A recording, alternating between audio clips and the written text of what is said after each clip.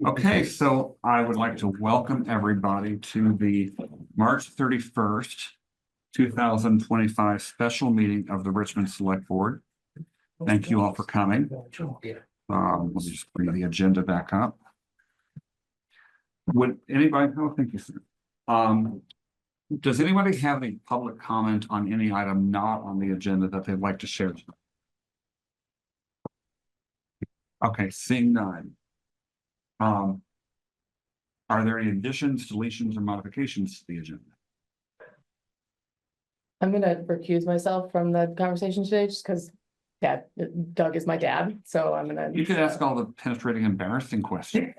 I could, but you know what? I think I'll. You did that in the first 21 years. Yeah, just considering we're related, I figured implied bias, so I'll sit out. Mr. It's Doug, or which do you prefer? Doug's fine. Doug's fine. Okay. Do you have a presentation you'd like to share? Do you want? Josh just asked me to kind of open up and give a little bit of an overview. Okay, so yeah, we have the first agenda item is presentation of rapid assessment of the Richmond Fire Department. So I didn't know if there was a presentation you wanted to pop up on the screen or no? No, I don't Okay, want well, coming up and Do you want to walk through the report? yeah, I could share the report. to by PowerPoint. It's not what we're doing.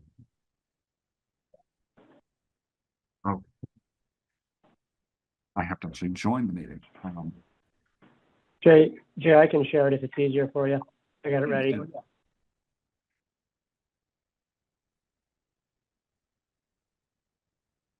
Okay, and make it as big as you can, the text, so that those of us with weak eyes can make out some of it.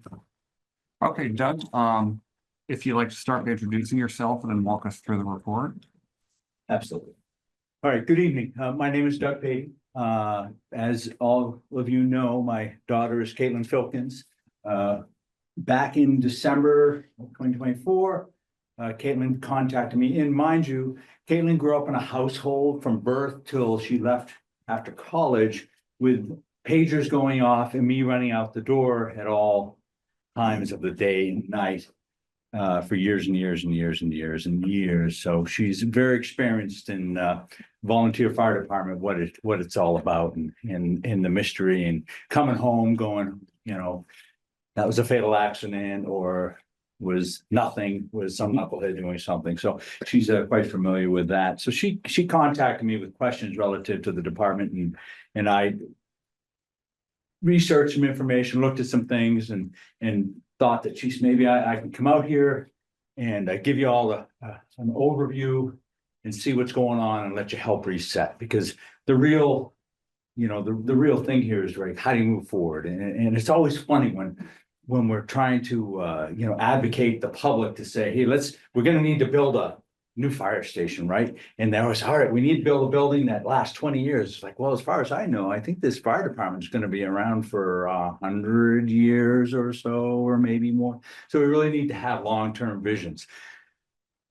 I do want to say before we get started is that the guys that are sitting behind me right now, they're the guys that are right now are getting up at 2 a.m. and going to ridiculous calls, or going to serious calls, or when it's 9 degrees out, or when it's 100 degrees out. These are the guys that are still doing it, and they are hen's teeth.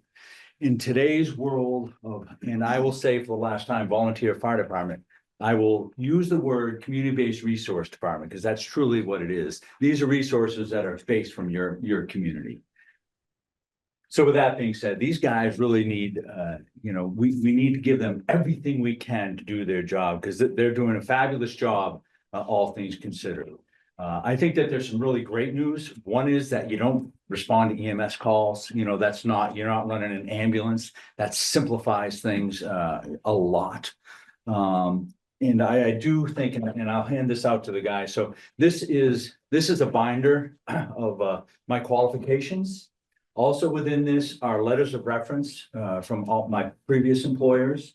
So if you have questions relative to that, I also have, you know, acknowledgements that I've received for not blowing things up or not doing stupid things, and someone actually recognized it. So if you guys want help yourselves, you can go through it or whatever you want. So with all that being said, The challenge. The need for a functional fire service, as I said in the report, and this is where I'm just gonna read this. This is on page 2. The need for a functional fire service response team to respond to perceived emergencies in a community is real and it's significant. And everyone has that expectation that people are gonna come. The myriads of challenges facing the implementation of a fire service are real and they're significant. A community-based resource fire department is one of the most complicated balancing acts of implementation. It requires a dance on a fine line of expectations and limitations. These folks are not going to respond to an aircraft crash. That's not the expectation. We're not at an airport. We're not running, that type of work. Give them time, It could happen. We got camel hump over here, planes have crashed into that. It could totally happen, but I think that there are limitations and we know that. In Maine, we have had some departments where we have gone to the department and said, listen, you guys, there's 6 of you and you need to become a defensive fire department only. And it made sense because of the limitations that they had. And I am no way implying that this is what we're saying for here at all. But I'm just saying there is a polarity in the world of fire services. So citizens, business owners, town management, surrounding communities, county resources must be working in concert with one another to be successful in today's resource depleted organizations. And that is everywhere throughout the United States. Throughout Maine, I talk to departments all the time who used to have 75 members and now they have 25 members. And that is common everywhere. And that makes it, certainly difficult. And it puts a lot of pressure on the folks who are responding, who are getting up at 2 a.m, who got to roll that truck out, got to get that work done. So I'm not going to go into a lot of details because I think overall what we need to come away from here tonight with is an understanding of how can we move forward? How can we make it better? How can we provide the resources, the tools, and the energy to make it work? So in the beginning, I was looking at administration and mind you, this is a rapid assessment. I came in for a night, looked at a bunch of stuff, spent another day roaming around.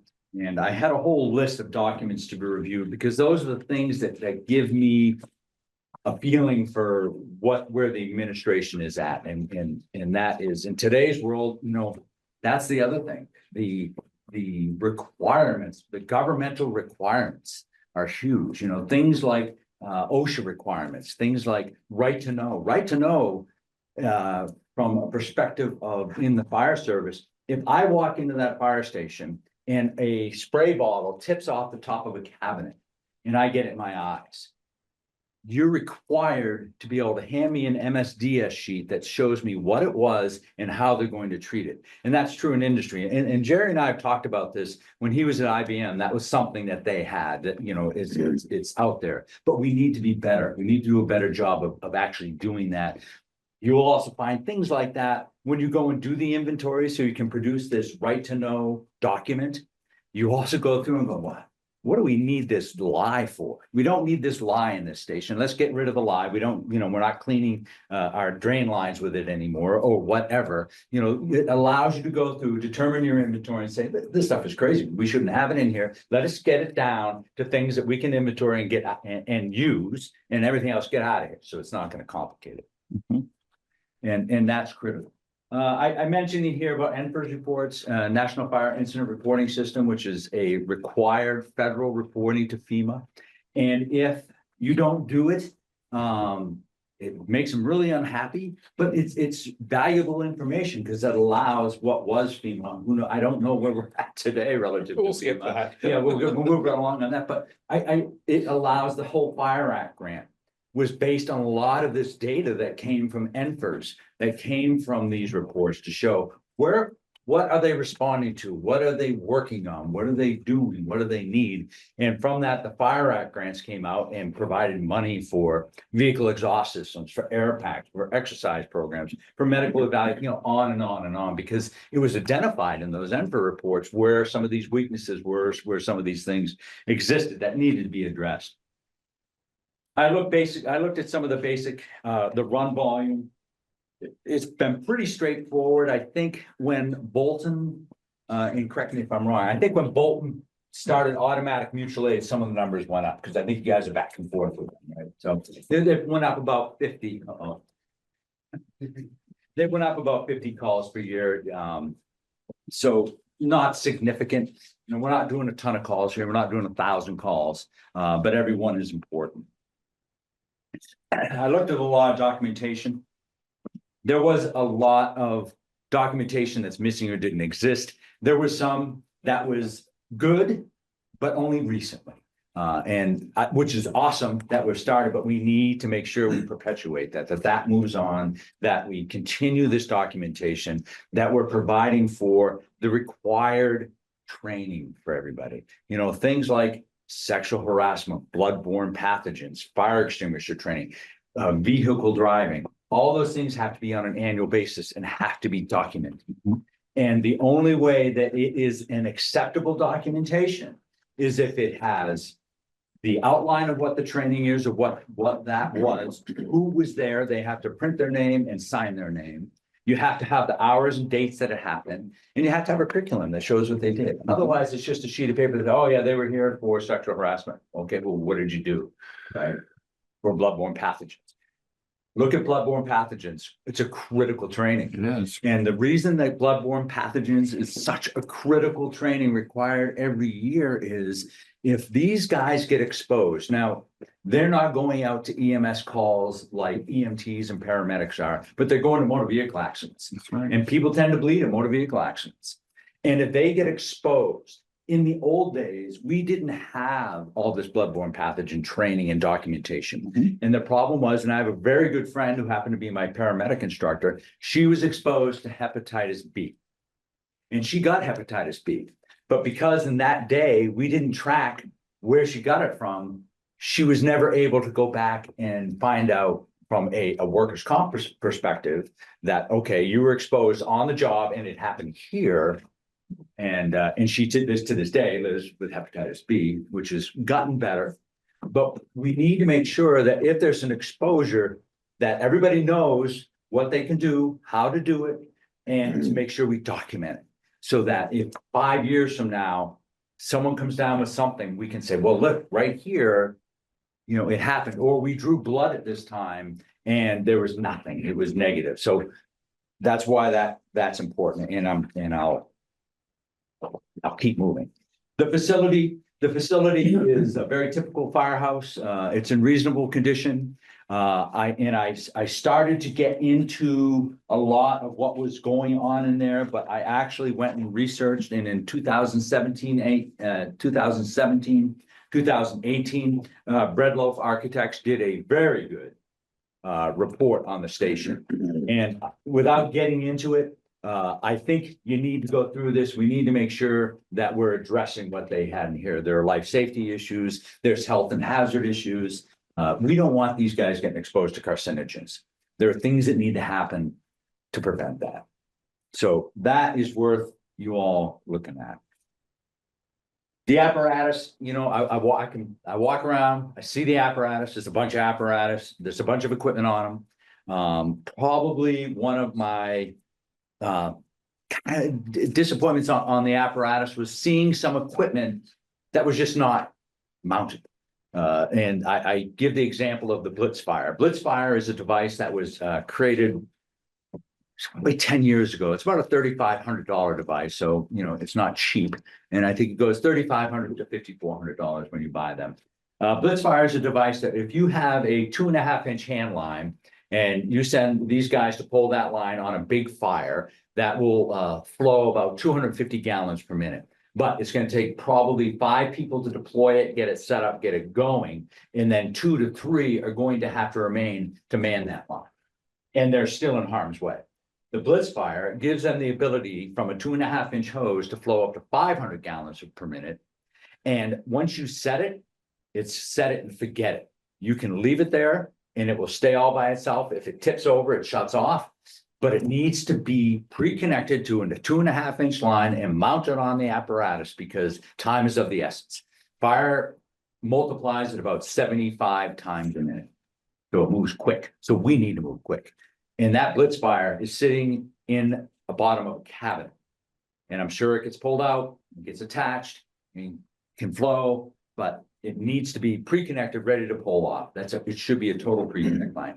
And I'm just trying to give you a sense of some of the things that can happen on the apparatus that can make these guys more efficient. There's not a lot of them. And it takes manpower.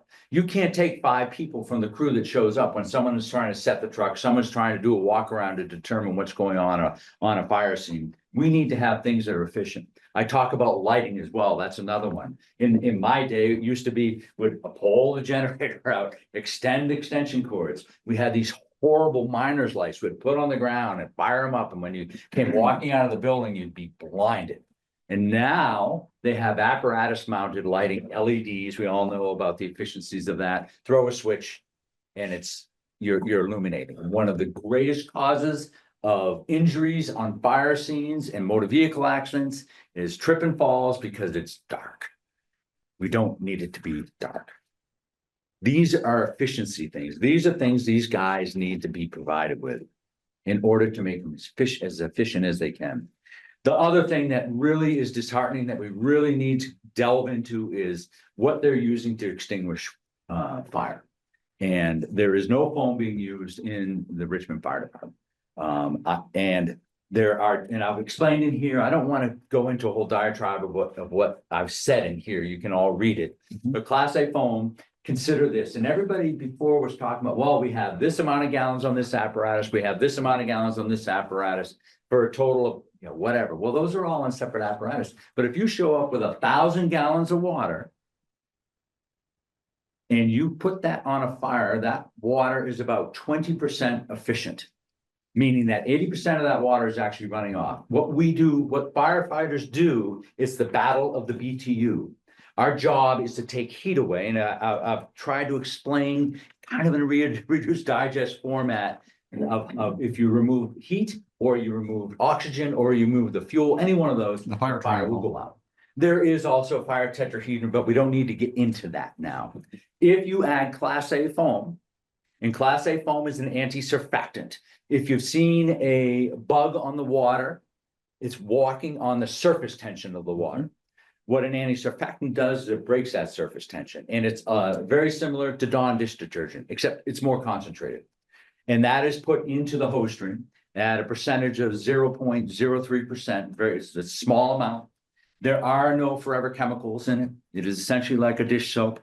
And that will make water 80% efficient at removing heat, meaning that 20% of the water is just running off doing nothing, but 80% of it is taking heat away, which is critical. So if that 1,000 gallons shows up and you're putting Class A foam into that hose stream, you've now made that 1,600 gallons worth of suppression effort.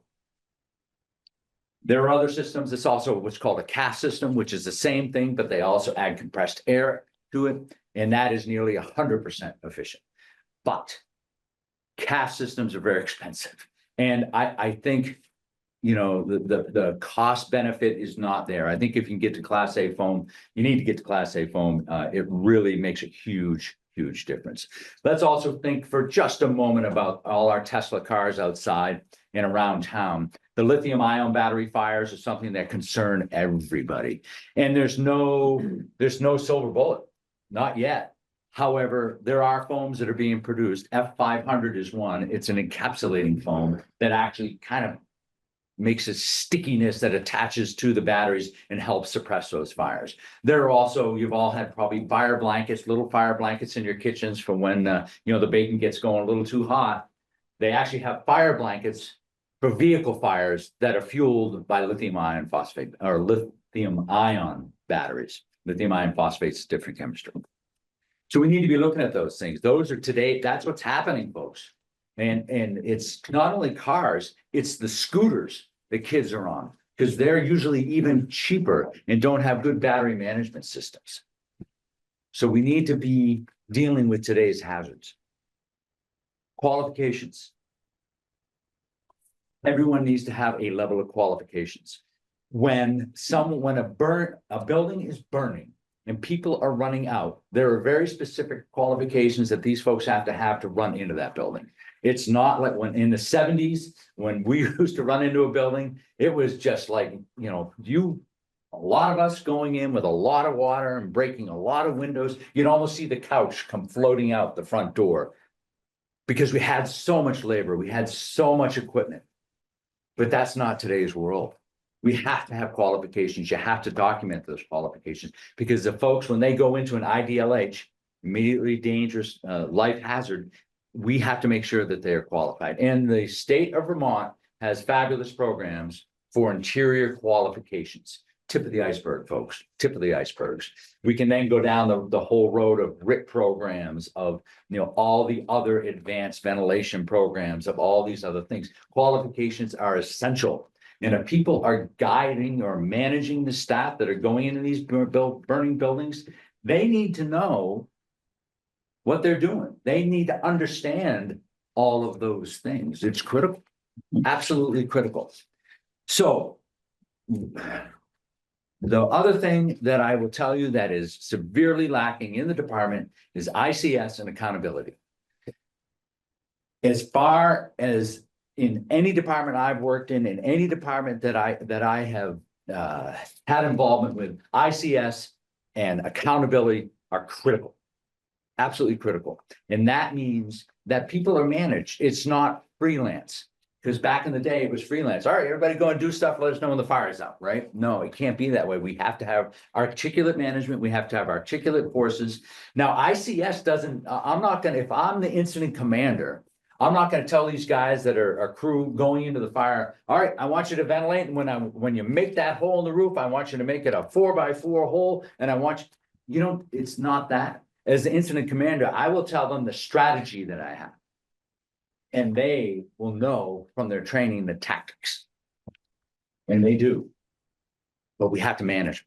We have to know when people are doing that. And accountability has to be every moment. And it has to be on everything we do. If this were my previous departments and we were at this meeting, everyone would be tagged in for a meeting. Because if you don't do it for meetings, if you don't do it for trainings, if you don't do it for these types of things, what are you going to do? Just wait for the big one? Not going to happen, and it hasn't happened. So we need to make sure accountability comes around. And there are all kinds of different systems. My preference is a passport system, which is a Velcro tag that goes on the bottom back of your tail of your helmet. And when everybody tags up, it gets Velcroed on the officer or whoever the team leader is will carry that. And then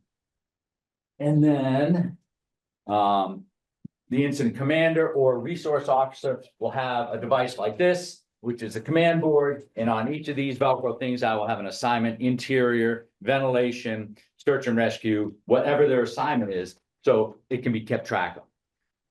That's critical. It's critical. And I've provided some pictures, and there's some awesome scenarios as far as those tags. We would always do, if you had a green tag, that meant you're interior qualified. If you had a red tag, you were not. If it was just blue, you were EMS, so on and so forth. And then we would also have some number designations to show what level they were or what radio number they were. All right.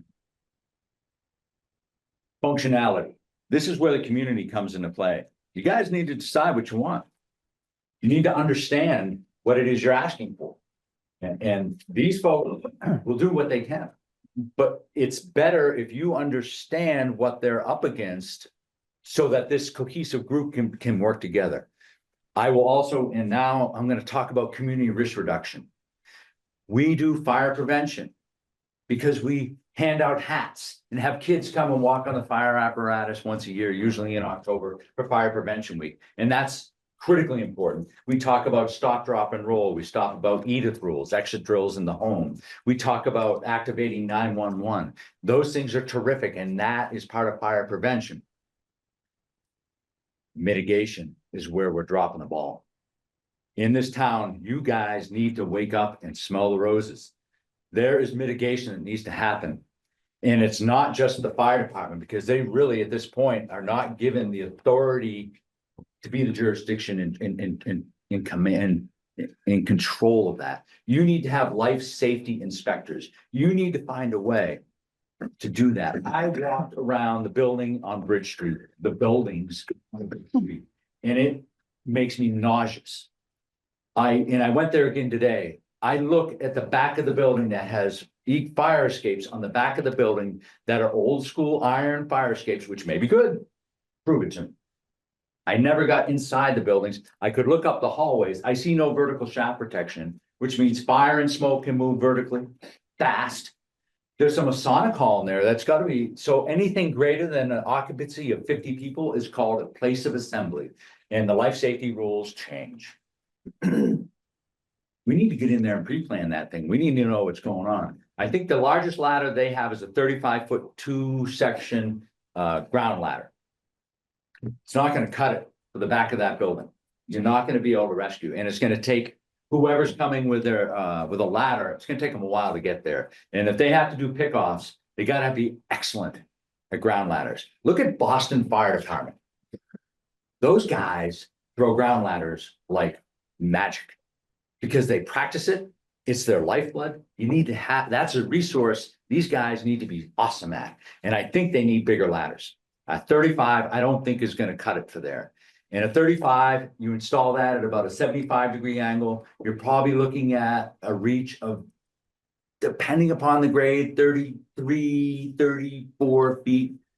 Not gonna do it for those 4-story windows that are up there. And if you've got a Masonic hall filled with 70-year-olds that are up there doing their monthly meeting, good luck getting them out of there. It's gonna be ugly. It's gonna be ugly. And I also look at that building and I see the right-hand side, down by the gas station end, there is a fire department connection. And it's blocked by trash. It's blocked by things in the way. And I think it only serves that first building, which has residential apartments in there, I believe, just from looking at it. It's frightening. Out in the back, there's dumpsters that are within feet of combustible material egress, wooden egress. That block is burned twice. It will not be pretty. It will be a conflagration. And and I also, I mentioned in here about the NFPA 101, which is life safety regulations. So all of those regulations are reactionary rules. They only made those rules because something went bad. And the big one that I want to talk about a little bit was a Coconut Grove fire, Okay. which is in Boston. Yeah. Everybody knows that. And my grandfather was there. Yeah. And they had an occupancy of 460, 492 people were killed, and they believe they had over 1,000 people in that building. Mhm. Inadequate egress, flammable interior materials, no vertical shaft protection, and it was horrific. And 166 were injured. Mm. Thank God the codes changed. And that was one of the big things that said, whoa, hey, we need to make it so, okay, maybe the door should swing out, maybe we should make it so the decorations around our festive little party where everyone's hammered aren't flammable. Well, part of in that case, in that fire, some of the exit doors have been locked. That's true. And the best doors in the world are no good at all if people lock, but there's also a training issue for the people in the building. Absolutely. And so when I was a chief in Algonquin, we have had a playhouse. The Algonquin Playhouse is a summer stock theater that seats 800 to 900 people. When I became the chief there, they had no fire suppression in there. They had no detection. They had no notification, and everything was super flammable, including the curtains. In the first year, we developed a plan with the people who were there. Grandfathers. And Sally Struthers is an actress that performs there almost every summer. I think she's still there, or I don't know. Anyways, we developed a plan with them. And we started to establish horizontal barricades so that fire and smoke could not be communicated into the auditorium area. We put flame retardant on all the curtains. I did trainings with the ushers, and we improved, and we made them bring people in, and then we made them evacuate people. And at first it was horrible. And then they realized, they kind of had that epiphany, we're organized. We can get these people out very quick. These agreements can be had with all these businesses that you have in town. You need to go to the Masonic Hall. You need to go to the owners of those buildings. They need to be addressed. And it doesn't have to be you know, thou shalt, or we're going to shut you down. No, we want you to do your business. You need to do it, but we can't kill people in the process. And let's look at the things that we can do to reduce that risk. That's community risk reduction. Look at your supermarket. The supermarket in town has detection and notification, but I don't believe it has suppression. If you look at the history of fires in supermarkets, people get killed, including Phoenix Fire Department. And you know, Brent Tarver was a classic. Here was a guy who was a career captain, got into that fire, it was horrible, and was killed. So these guys shouldn't be put in that harm's way. We need to have pre-plans. We need to have a better organization for that stuff. Okay, I think. So let's figure out how you can do this. One of the biggest issues that I see is right now, the management of the department has been a really aggressive autocratic department, which really relates to how things were back in the 60s. Doesn't work anymore. These folks are all smart. They all want to be part of the team. They all have solutions for how things can be better. We need to change the management style to a team style. So there's autocratic, democratic, and team. And I would propose that we find a way to change the organization to a team approach so that we can use the values that they bring to the table and make it better. The last thing is membership. You're not getting people in there. There is 0 female members of this department. 0. These are resources that are being lost. We didn't even make it so that people look at the Richmond Fire Department and go, oh, that looks pretty cool, you know, and we need to find ways to do that, whether it's through social media. And that means it doesn't have to be one of these guys doing it. You may have some community member that can come in and say, hey, I'm not going to fight fire, and I really not interested to get up at 2 a.m. But I can do a Facebook page and start getting people enamored with what's going on in there and drawing them in. How about grant writing? Bringing someone in from the community who can become a member of the department, but doesn't have to be in the operation or on the floor. Someone who can start writing grants. I've written over $250,000 worth of grants that have come to the volunteer departments that I belong to. Through the Fire Act grants, state grants, on and on and on. But it's hard, and you need to have someone who can focus on it. Bring those people in. Get some funding. You know, improve things. Make it better. We got to tap this talent. They're here. Let's put them at it. Let's keep them with the right resources. That's all I have right now, because I'm sure there's going to be at least a question. okay, thank you very much for your presentation. Let's start with members of the board. Anybody from the board have any questions or comments? Well, my wheels were turning on the fire codes and fire safety. So I don't know if you're familiar with the Department of Public Safety Division of Fire Safety Yes, and the municipal inspection agreements. yes. I mean, this is not a complete website, but they're doing it for Barry, Bennington, Brattleboro, Burlington, much larger cities than Richmond. Correct. So when I go to this, when you say we, there is no future state in which I'm going to be an expert on fire departments, fire equipment. Like, so the way I'm thinking about this is parsing it out into what's the action plan moving forward. This reminds me, frankly, this would be familiar to some of us, the sort of urgent state that we found ourselves in with the wastewater treatment plant. Or before that. Well, I'm just going to use that as a case study. So you wake up one day and there is all sorts of deferred maintenance, a bunch of things to do. There's broken equipment, used equipment, new equipment, all thrown together in an inventory. And it took a new lead with an action plan and prioritizing. It started with 100 things, something like that. Right. And then you kind of prioritize, you start at the top and you work down. It seems to me this is similar to that. In our form of government with town manager and select board, it's my bias, I think, that select board members individually are not going to become experts on this action plan or No. like what we're gonna do. So it's more about how do we move forward with an action plan? And I just use the Division of Fire Safety Municipal Agreements as one example.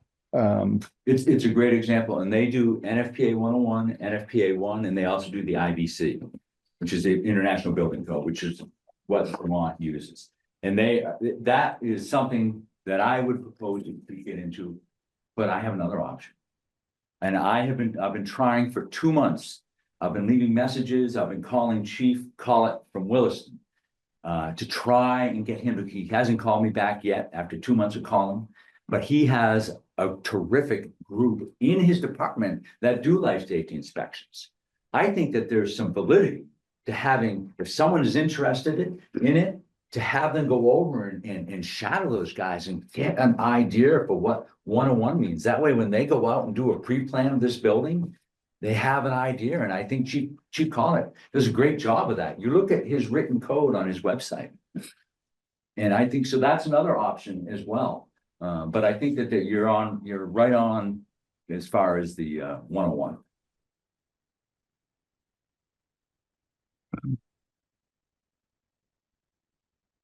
Okay, the chair usually lets everybody else speak before jumping in. I just want to make a couple of comments. If the training that people are doing is not being adequately documented, that is a problem. Mhm. And if people aren't getting the training that they need to be safe, that is a problem. I'm going to share something that's only tangential. 30 years ago, I worked for the town of Bluefield, West Virginia, when I was in grad school, on emergency response training for their fire department, their rescue squad, their police department. We did a drill where a school bus was allegedly hit by a tanker truck full of chemicals, and everybody went around congratulating themselves for how wonderfully they responded to everything.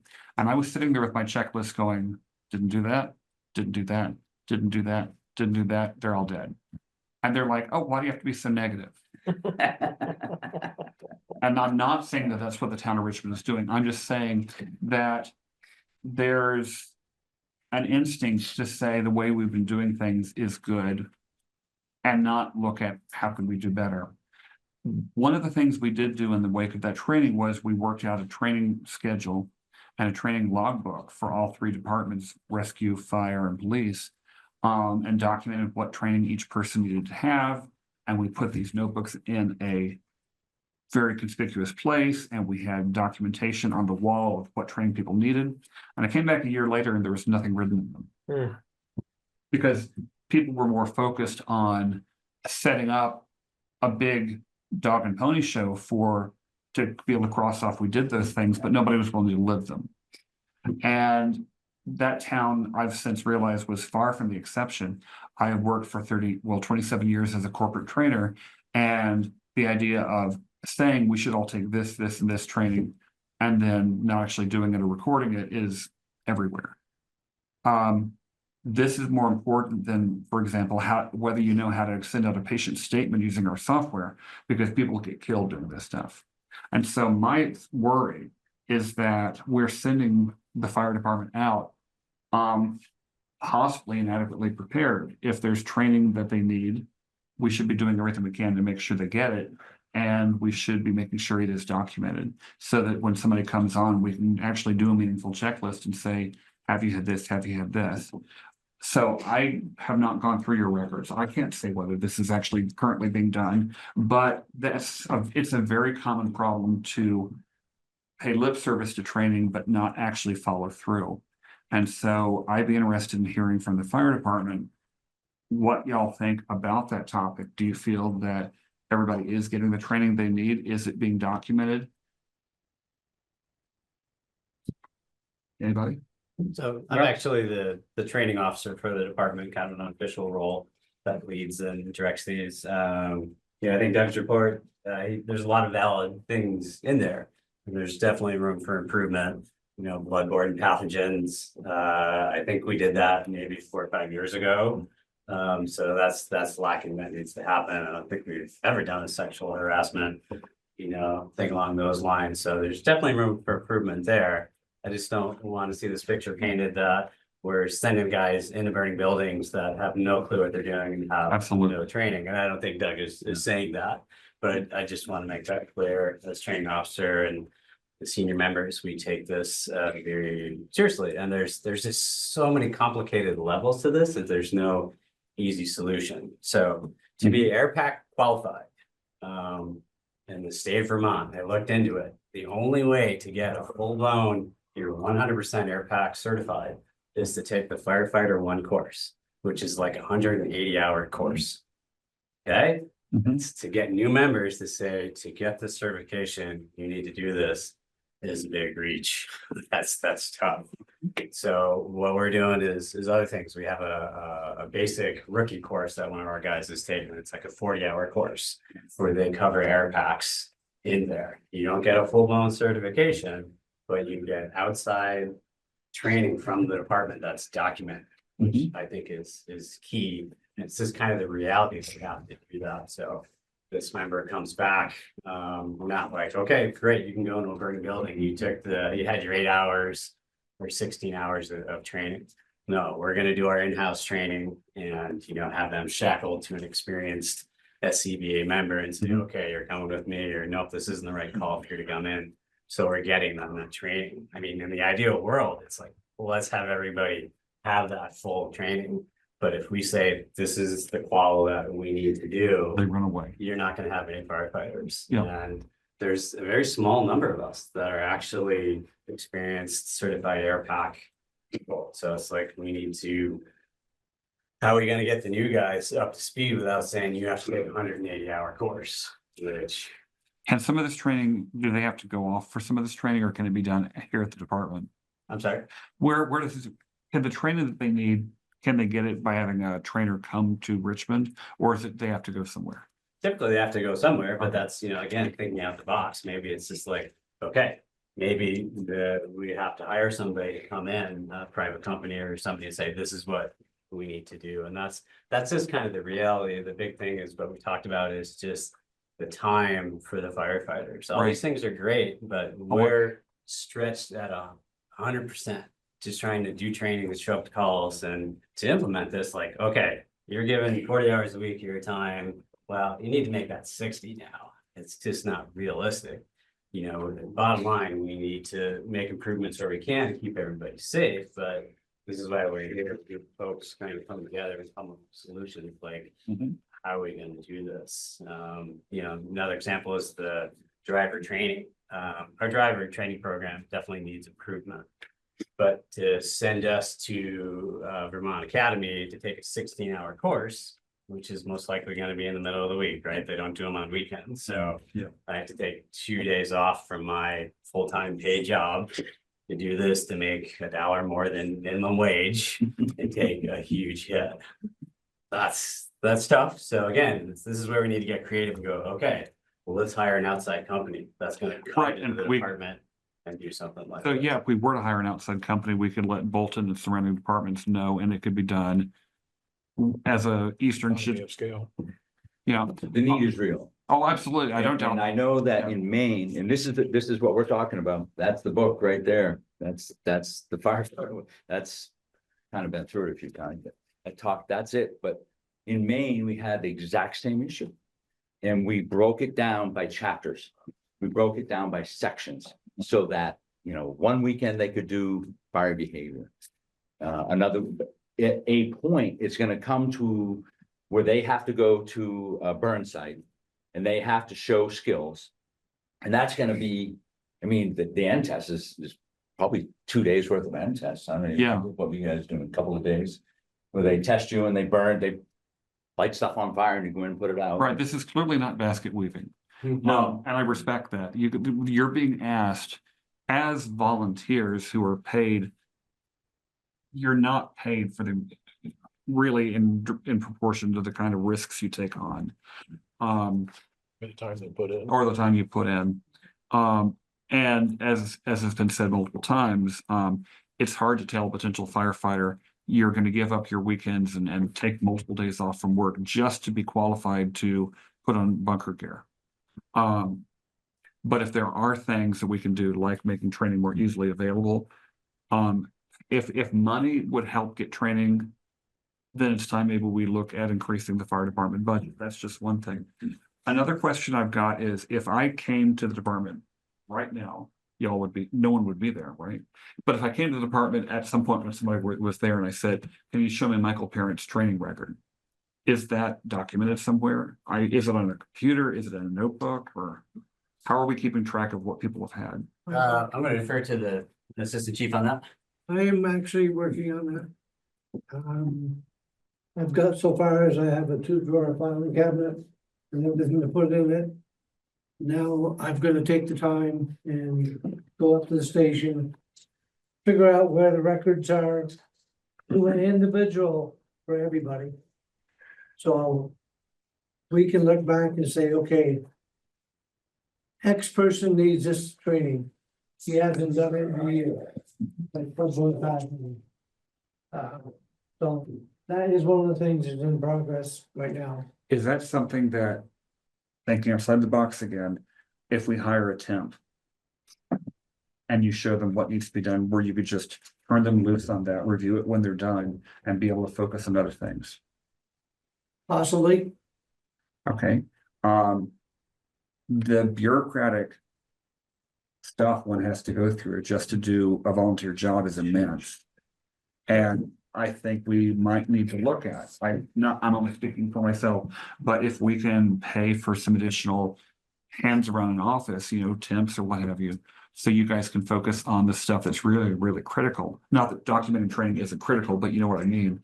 I think we could look at that. I think another way to put it is, if we can, the only resources we can provide as a board are like money and like, yeah, people resources, but not firefighters. We can't really provide that. But if we can take away some of the boring tasks so you guys can focus on the fun stuff or the exciting stuff, and also the meticulous stuff that needs paperwork behind it, we can't do that. We're probably not good at that. We can find someone who's good at that, so you guys can focus on the firefighting. Does that seem helpful, or? Michael has a comment. Well, I have a couple comments, but Okay, well, but, let me do one more comment. okay, The town of Richmond is asking these guys. A couple of us are retired. And if you look at the time sheet, you see some of us do extra time. But you look at these younger guys, they all have families, they all have wives, they all have jobs. So where is the fire department gonna? right, absolutely. And we're asking a ton of you guys. So it's great when we get a bunch of guys showing up and the work goes easy. But a lot of times, we don't get that bunch of guys. We have to rely on our mutual aid departments.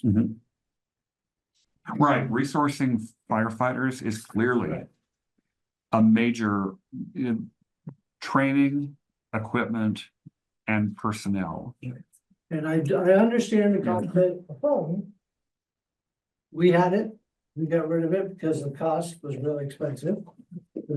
I know that Doug is gonna say something about that. But I have 4 other departments that carry it all the time. Okay, If there's gonna be that magnitude of a call, they're coming. Bolton has it, until Jericho, Williston, Heinsberg. They all have it on their trucks. and I presume they use it. If they need Only it. on certain need it. fires. Yeah, and should we have it? Setting cost aside, would you rather have it than not have it? I would have to do more research into it because some people are carrying phone packs and not having it plugged into the truck. Right. And that would be the future truck, because our trucks right now would not have it plugged in unless we were with a 5-gallon bucket with a Doctor. injector system. So, and that's probably class B foam. Yeah, class A foam is what I think is even more important, but class B foam is for burning liquid fires. Class A foam is for combustible material fires, houses, barns. And what foam do you use for magnesium? Excuse me? What foam do you use for magnesium? So for magnesium, magnesium stinks because, car fires, you see it a lot of times where you see people go fight with any water that's going on in there. You're standing back because it reacts. It does. And a lot of people will say, oh, that's a lithium ion fire. No, that's the titanium, the magnesium that are in the transmissions. That's right. That's why I'm asking. Yeah, Is, stand back yeah, stand back and let them burn out. It sounds like, on a car fire. yeah. One more quick comment, and I hope people are watching this. If you have a question about the fire department, I'm available. My cell phone's out there. Please call. Let me explain things to you. And it's happened in the past that people get the wrong impression and don't give us a chance for us to. I think that's a good point. This will be on Mount Mansfield Community TV as soon as they get it up, which is usually a very short time. And I think it would be good we can add chapter bookmarks to say the discussion of this topic came at this time, click this link. And then we can post on Front Porch Forum to say, please watch it. But if somebody said, could I come and get a tour of the department? Anytime. Anytime. Okay, We show up time. Michael? Okay, I got some things. I'll try to make it short. Michael Parent, been on the department for 46 plus years. Addressing some of the issues here, MSDS forms, we don't have them. They can be done through online companies if people prefer that, because companies I've worked for, I was in charge of making sure that was done. Chemicals in the fire station, we have too many. We have some that aren't labeled and should be. Yes, it needs to be cleaned up. The station could be cleaned up. There's stuff that could just be gone.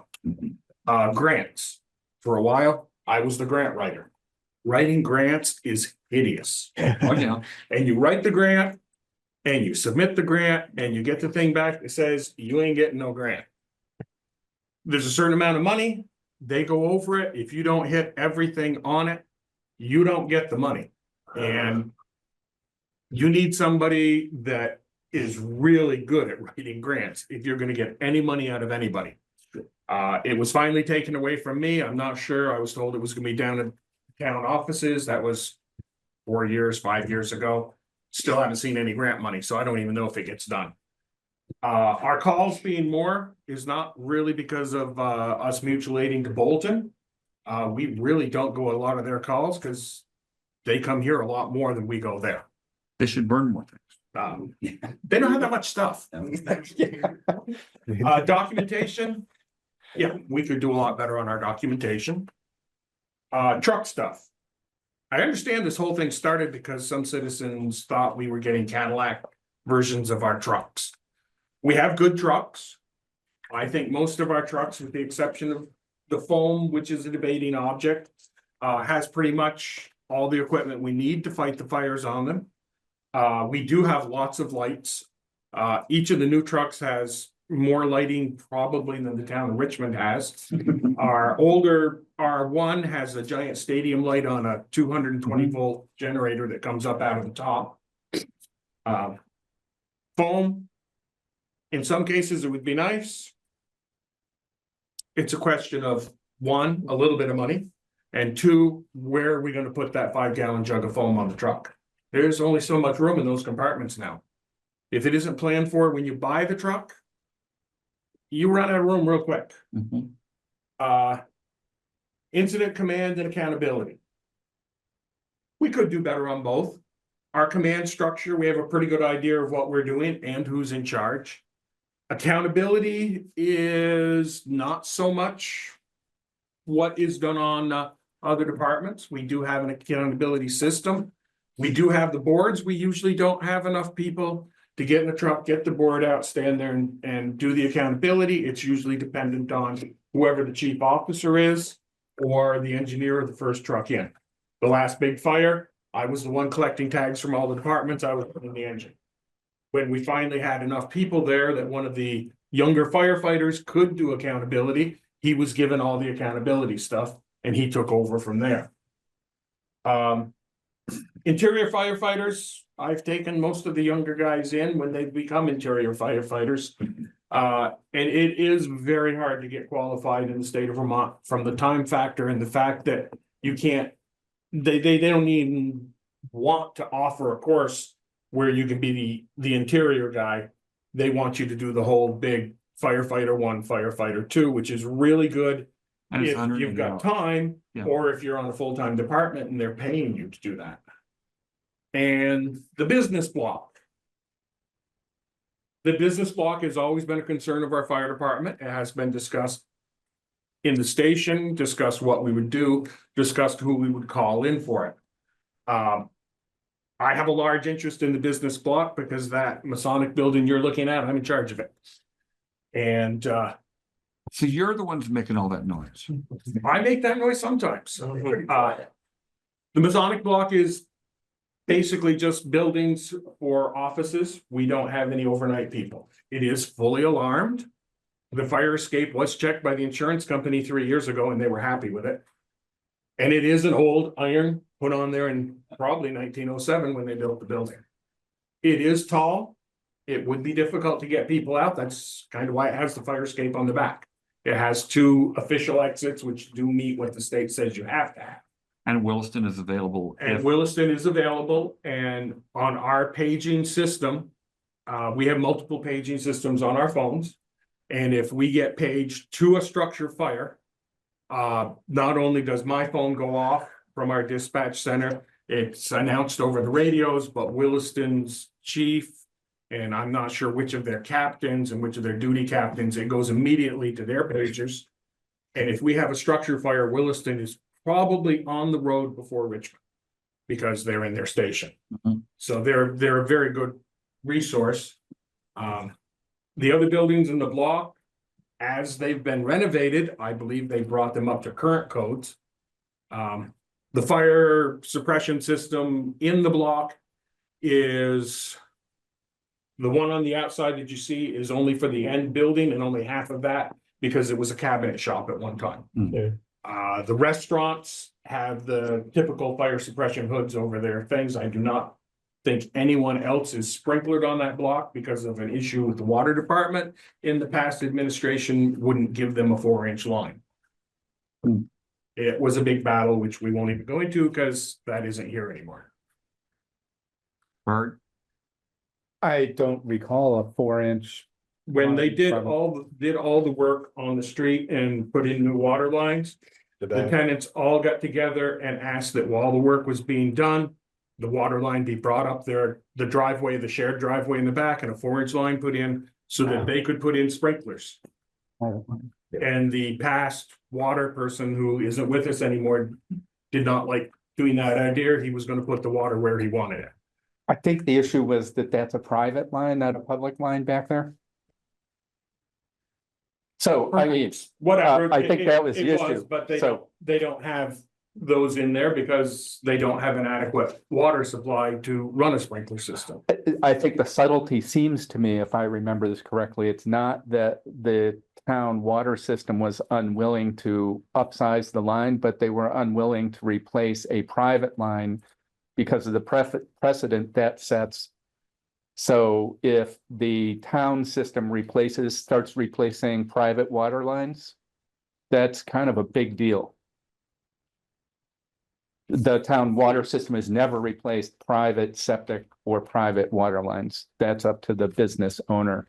Whether you think that's good or bad is perhaps another question. That's why they don't have sprinklers in there. So Yeah. that's involved in that. but you've got more stuff. That's pretty much everything I had on it. We're trying to do our best. Manpower. We're desperate for manpower. We are severely understaffed, during the daytime, during the week.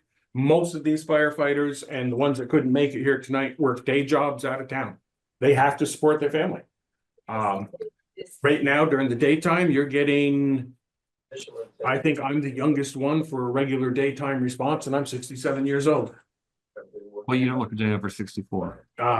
You're so kind. Okay, so that's about everything I have. So a question. Actually, a couple observations. One, grant writing. There are firms who specialize in fire department grant writing. There's a lot of, I just was Googling.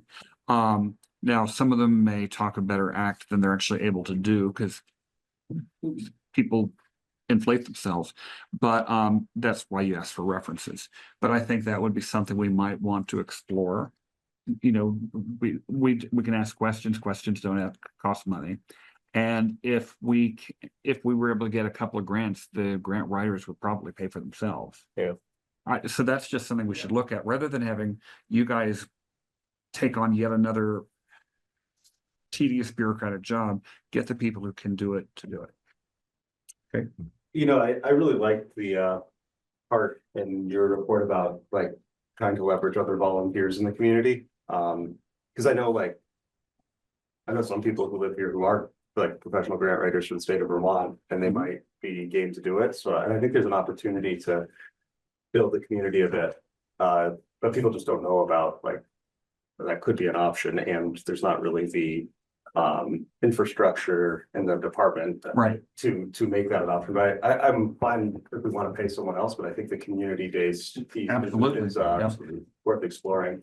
And I also, along those lines, like the social media stuff, I think that opportunities like that for people to volunteer in different ways. I'm also the president of the fire department, so like do a banquet, and like if somebody wanted to, let's do that. You know, like that would like you know, or there's lots of different ways that people could contribute. Right. Let me just, I can't leave here without reiterating this. The Bridge Street building, the building we've been talking about here, please. Right now, there are 6 250-gallon propane tanks that are at the back of the building, unsecured, unprotected, with commercial truck traffic traveling back and forth, and they are located underneath the fire escape. Please do something about that. So let's just take that. What can we do about that? That would be By all means. contacting the gas company and Yep. saying, pointing out Doug's observation that this is a real potential hazard. And it needs to be changed. Doug, you brought up a good point about prevention, Mitigation. getting to know the community and getting to know the needs and exploring the what ifs. When Bart and I first got on the board in 2014, there was a property in town that was abandoned, a large wooden structure. And the building was falling in on itself, and it became the local hangout for kids. And community was pretty upset, saying this is a health hazard. People from the fire department were injured in an incident that happened there. So we have no building ordinance, we have no municipal building inspector, we have no resources to take that on. So I reached out to the fire marshal. I said, there's this building, can you do an inspection? Certainly. So I met the inspector there, we went through the building. He picked up a cigarette and he looked at it and he smelled it and he said, this cigarette was tossed here within the last day. It was discarded on a pile of cartons, which was on top of a pile of wooden pallets. Had that gone up, there would have been no other way out of the building. Sides of the building were collapsing. He said, oh, this is unsafe. There needs to be a perimeter fence. The combustibles need to be picked up. See that 55-gallon drum? That's leaking solvents. This needs to be cleaned up. That needs to be cleaned up. I said, okay, so what are we going to do about this? I'll send a letter to the property owner. Jeez. So of course, the property owner didn't do anything. So I'm like, nothing's happening. He's like, yeah, we don't have any enforcement to correct any of that. That's on you. So we had no way of enforcing it. So if there could be collaboration between the fire department with guidance from Williston or somebody else working with the property owners. And I don't think any property owner is being devious and saving a couple bucks by not doing something a certain way. It's probably just education and outreach. Yeah. So that to me is a great example of reaching out, engaging the business owners, working collaboratively, finding solutions and preventing There something could be from some happening. easy things. That you've got dumpsters up against a wooden emergency egress. So clearly we need to take your list. And if someone went in there and said that those fire escapes meet code, I will tell you they do not. NFPA 101 does not allow a fire escape to pass in front of a window. If the fire was on the second floor of that building, fire would be blowing out the window and you would not be able to egress from above. Yeah, we've got a fire escape outside the town manager's office. Yeah. It goes right by the window. All I can say is hang and jump. Yeah. I had another thing that I'm thinking about, you know, I'm pretty new to the fire department, and it does seem like there's a lot of work that needs to be done for fire stuff, and I think Richmond, like you mentioned, the years ago, it was like a dumping labor into fighting a fire. Richmond kind of needs to decide, are there enough people to dump labor into? They're certainly not right now, not even close, but do a lot of people want to step up and join? Or do we need to kind of do some kind of more professional, not even, I think that we have a lot of professionals here, but more like respect the professionals by paying them to do this work, because I know for myself, like I'm a teacher, I'm a parent, I'm 30 different things, and I'm not going to be able to do a lot more than what I'm doing. So you And mean hiring full-time paid professionals? potentially, I think that we've discussed that. We've never gone down that route, but it sounds. or we need to tell the community, like, if you don't want your tax rate to go up, Yeah. we need a lot more people volunteering, and we can do the manpower stuff. Yeah, like it's either, it kind of strikes me that it's one way or another. Right now, Jay, you're talking between 80 and 120,000 Oh, yeah. per person. I think before you start going down those roads, you just gotta get your house in order. Yeah. And I think one of the things that you can do, there are people around you that wanna help. I've talked to the departments around you. I mean, Bolton's already helping, Hinsdale's there and ready, you know, I've talked to Prescott at length. And they are all dealing with the same thing. And the administrative BS has to happen. Yeah. You need to get that house in order.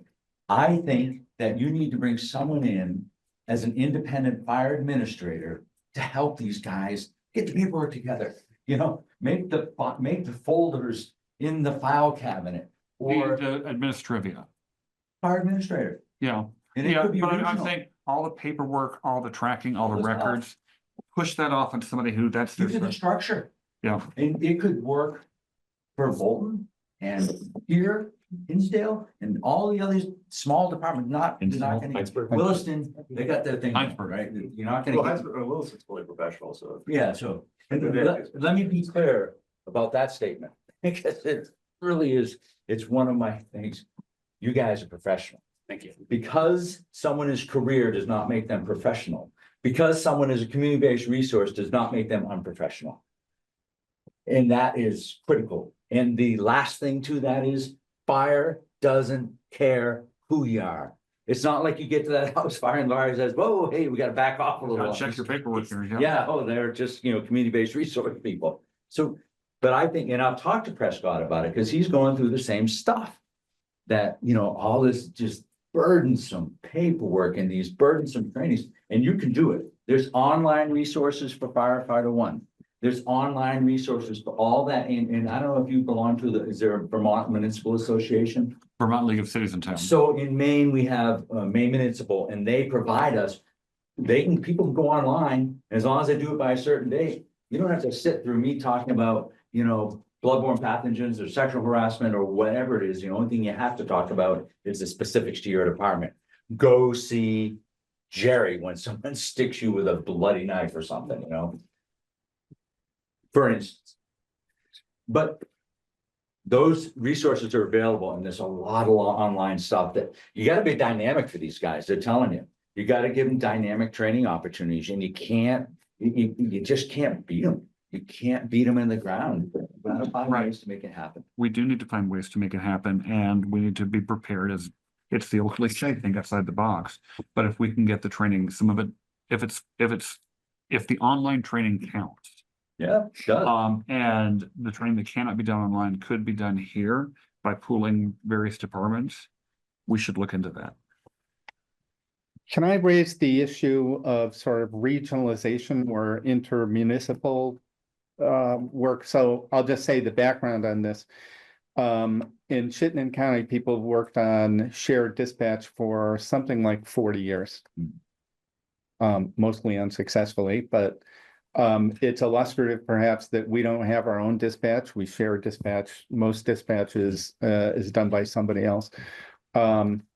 Richmond Rescue serves a bunch of towns. Not every town has EMTs and ambulances. So Richmond Rescue is kind of, you know, it's not just transport.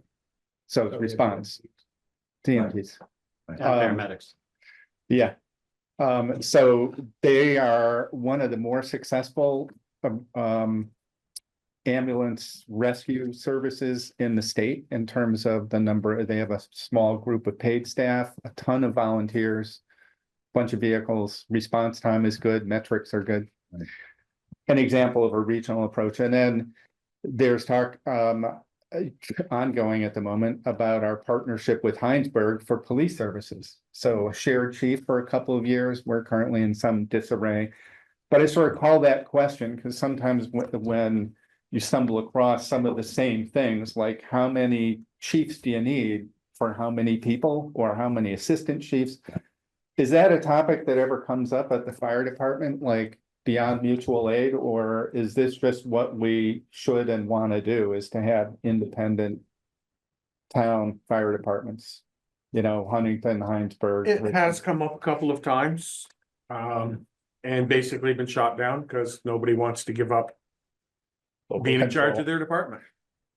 There's like a distinction too between, I mean, we're talking about like most of the chief work you do, Jerry, and like Dennis does, like there's like 20% on scene and 80% BS in the office. Other. Not that it's not important, but it's not directly firefighting. It's all that supporting stuff. Yeah. And so if we draw the distinction between like the chief who is the leader of the fire department, both on scene and like tactically and all that, and then the classic actual main role of a chief, which is administrative, there's a lot of room for consolidating that administration. And I don't think there's any, I mean, I think Prescott's here, he might disagree because he loves the administration, but I don't think you're going to complain if you have to do less administration.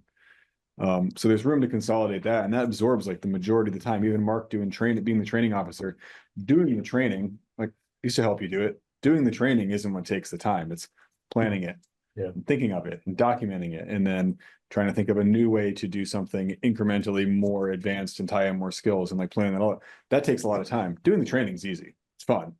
It's all that planning ahead of time that takes and kind of wears everyone out. So there's room to consolidate that or lean on surrounding departments, use those resources, and not all be doing this separately. Independent. Or would that also be a case where a departmental admin just? Yeah.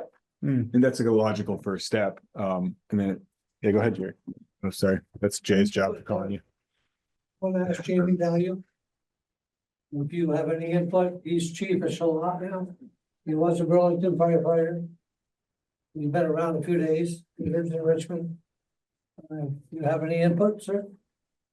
I'm here representing myself as a town resident, not as the Charlotte Fire Department. I am the fire chief from Charlotte. There are a lot of things that you guys are talking about that are eye-opening and concerning, but likely not news to Jerry and Dennis about the organization and where they can make improvements. My personal belief as a resident of this town, not as the fire chief of Charlotte, is that a lot of things that you guys are talking about and comparing the Richmond Fire Department to is other organizations that are paid career full-time organizations. So, you know, staffing, recruitment, and retention is a huge, as you guys all know, a huge issue, not just in the fire service, but in every profession in the state of Vermont. And so they're no different. And so, you know, to me, I see an avenue of being able to regionalize, right? Regionalization is a topic, you know, Shelburne, Charlotte, Heinsberg are having conversations about regionalizing. But the other thing is staffing, right? And for me, this is an insurance policy. The fire department is an insurance policy. And I am a firm believer of if you can't support your organization with staffing, which sounds like this fire department is having an issue with, just like most other departments are, is with volunteers, is the next best thing is some sort of paid position.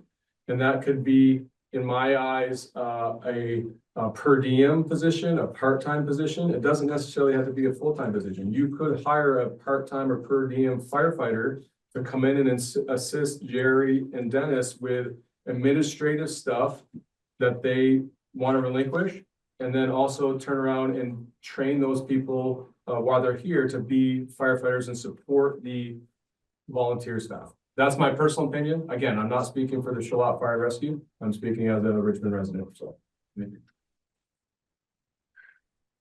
Comments, thoughts?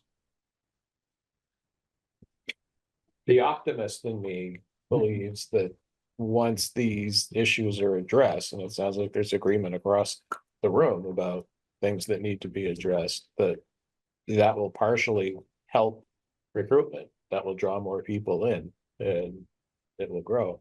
But with that, I mean, we put, I'm gonna be honest here, 0.1% into recruitment. So it's a common complaint I've heard for years is nobody's showing up. We only had 2 guys show up last night, but I'm like, okay, all we're doing is complaining about it. And so the reality is like, okay, Mark, so take an extra 10 hours of your week now and try and come up with a recruitment plan, which isn't my wheelhouse. So, and we've talked about this at the past meeting, like we need an outside help consultant to come in and do these things. So that's kind of the running theme here is that we're maxed to the edge here. So we need your assistance in finding resources. And I think Doug he hit the nail on the head too of just we need more of a team approach in the department. We're just saying in the fire service states change, which this is true. And in some ways we're running the department like we're back in the 1950s and 60s. And some of those components still work, but some of them aren't working. And we need to make changes in that for all this to happen. So we can say we're going to make all these changes, but if there isn't the administration's desire to make these changes, then we're just chasing our tails. Josh?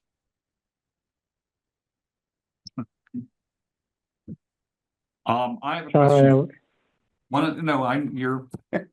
You're at home dealing with whatever you're dealing with. No, I was taking notes on the meeting, Jay. I heard my name.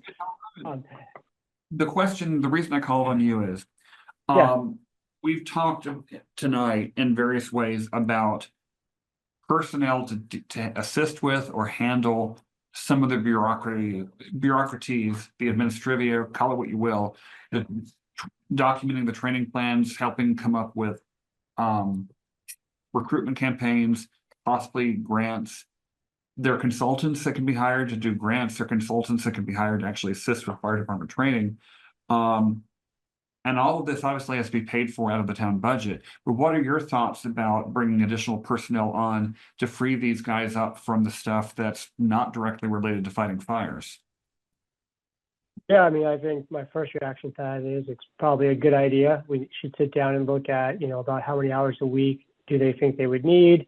What would we need to pay someone to do that? And, kind of set some goals and come back to the board with an idea of sort of what would that budget look like and where would we find that money? Because I think that would be very helpful to help them move things along. Sort of on that same note, when Barb brought up the changes that we went through in water and wastewater a couple of years ago, when we had sort of a similar scenario, as Barb put it, one of the things that I thought was helpful was that myself and Steve Cody, the new superintendent at the time, we met every 2 weeks on that list. And we had an ongoing list that he would add to when new things came up. And we would kind of keep tabs on, okay, what are we accomplishing or what is Steve accomplishing? And then we would report back to the commission every 2 weeks as well. I wonder if we could, do a similar scenario with the fire department. I'd be willing to sit with Dennis and Jerry, kind of create a list based on Doug's report, based on other things from that Dennis and Jerry want to accomplish. And maybe we meet every 2 weeks, or maybe it's every month, and we sort of say, okay, how can we work through this list? What resources do they need? What extra help can we help bring to them? And then we would report back to the select board, I don't know, every month or so, depending on how often we need to check back in. But that might sort of help set some goalposts or some markers along the way to help us get to the overall goal. So just some other thoughts on the conversation as well. Thoughts? It sounds like a good plan. We need to sit down as a team and figure out where our goals are and what we need to do. And I just don't want to be the one sitting at the top of the head without input from everybody on the Absolutely. department. Fair enough. And when I mentioned the water sewer thing, it really was like this dynamic sort of it's basically a table of all the things we got to do. And then something breaks, it goes up to the top of the list. We got to deal with that right now. And then there were other things that had just been sort of accumulating for like 15 years. So those things need to be dealt with, but it weren't as time sensitive. Right. Some other equipment problems that needed to be dealt with like sooner and faster.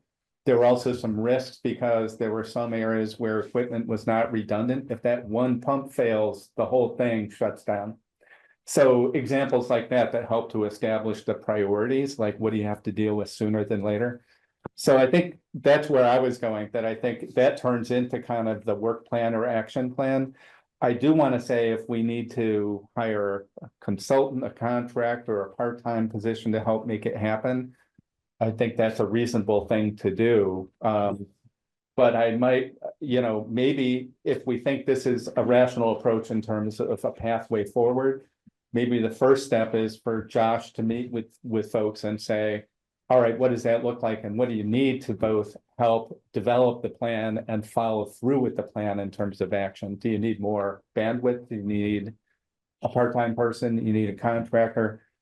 Like, while we don't have a lot of firefighting skills, we do have a checkbook, which is modest in scope, but that's one of the tools that we can bring to the table. Right. The point is, instead of just having general notions that we ought to work on this someday, having a priority list, the critical things first, the nice to haves down here, but then keep coming back to it so things don't fall under the rug. And who's going to do what by when kind of thing. Good. So like kind of as a taxpayer in the town more than the fire department. I really don't know. I don't think many people in the town realize just how desperate the fire department is for these kinds of services. And I really don't think, I really wonder before, wow, I don't want to say like don't hire a consultant because that's the fastest way to do something. I think it is pretty urgent that we start working on this, but I just keep thinking like, when I talk to folks that I know in town that are other parents at the school, they're like, oh, like, yeah, I saw something on Front Porch Forum about a fire truck. What's up with that? But they have like no idea that, staffing is a real emergency. And so I really wonder about like trying to push that narrative out Informally before we pay somebody else to do it. Yeah, and like be like, hey, is there a grant writer in town? Is there, somebody who yes, can volunteer? Like loud and clear about the grant writer. If there's grant writers in town, or is there some help media us. person, or like, would you come once a month to a meeting and try to work that? Go hang out with Prescott. Yeah. The guy loves paperwork. Now, Caitlin swore she wouldn't say anything tonight, but she's got her hand up. Well, can I comment as a townsperson? You have to Yes. introduce yourself first. I was kidding. Caitlin Perkins, townsperson. Do you live here? I'm not here to select a member. I love the idea of engaging the community because I think one of the points that you're making is that the community doesn't really understand what's going on, right? And they can't support until they do know what's going on. So in the same way that maybe you put out on Front Porch Forum looking for a grant writer to come and help with the fire department grants, or someone who's looking for a summer internship who can come and run our social media, or whatever it may be that you need help with. I think that will help engage the community in understanding the things that you need and that you're reaching out for. And even if they're not the person that's doing it, they're seeing that you're asking for those specific things. And even further, I think some of the Maybe mitigation. volunteer at the fire department too. Exactly. Well, it feeds on itself. I think some of the mitigation efforts can play into that too, right? So if you have community events that are happening that like have kids come and run through the, safety building, they're calling up to the smoke. I remember doing it as a kid. Then you're then bringing people in to understand who you guys are and that everyone's welcome there and that everyone is part of that, even if they're not a firefighter. Yeah, it's a cultural thing though. I don't know how you like articulate it. Well, I am hearing loud and clear that recruitment appears to be on the list of priorities, priority one. I would agree with that. I've been a firefighter in multiple aspects. I worked for the National Forest Service as well, and firefighter on Camel Stump backcountry rescue team. To become a well-seasoned firefighter takes years, and even after doing this for 30 years, I'll still show up on a scene and they're like, what are you gonna do, Captain? I'm like, I've never seen this scenario before. Give me a second. So it's just, it takes time. So it's like we get somebody that comes through the door that's completely green. It takes years just to get them, to get their feet wet. So it's like this seems to be happening. We can't punt this down the road. But they can be helpful to some extent right away. 100%. Like, it's not like you can't sit and you can't put bunker gear on yet. Like. No, absolutely. They can be 100% helpful, but just, the small crew of us that are you know, the youngins here, we're not getting any younger, so let's put that on top of our list, just agree with that. Okay, so Josh, we do need to put together, even if it's just informally, we need to be getting stuff out in Front Porch Forum regularly. And we're gonna need to draft what those notices should say. We probably don't want to post exactly the same thing each time. But before we go to paid consultants to help with recruiting, Okay. we need to get something out there.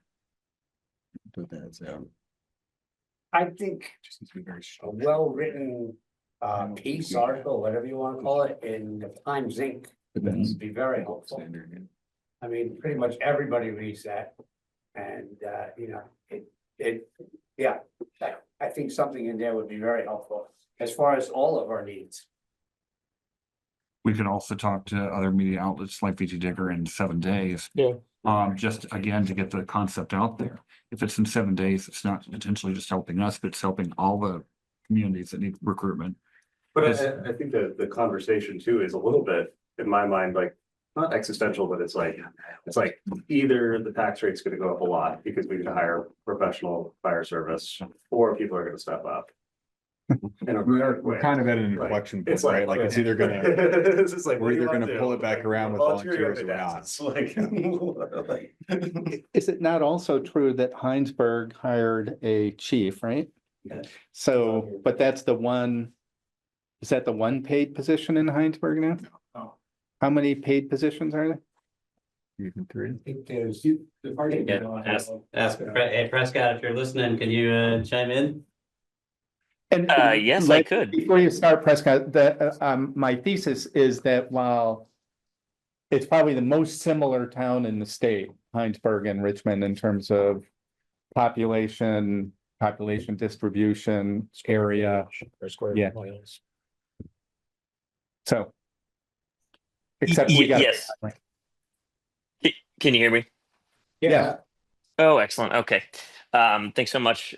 Just definitely can share your exact question and I would be happy to answer any others. Chief Levesque and I have had some solid conversations about this. Heinsberg has myself as the first full-time fire chief. Prior to that, it was a part-time model. And I share my full-time responsibility with 2 firefighters who work 42 and a half hours a week staggered to meet the demands of service based on when the call volume is.